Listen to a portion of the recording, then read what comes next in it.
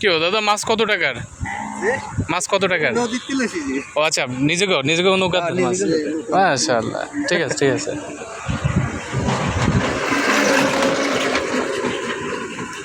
নৌকা মেরামতের কাজ চলতেছে এখানে, হয়তো তারা স্বপ্ন দেখছেন, নৌকা মেরামত করছেন। নৌকাটা নদীতে নামাবে, তারপর তাদের আল্লাহর দেওয়া আছে রিজিক আছে, সেই রিজিকটা নদী থেকে নিয়ে নেবে। মেরামত করতেছে বর্তমানে, দেখতে পাচ্ছেন নিশ্চয়ই।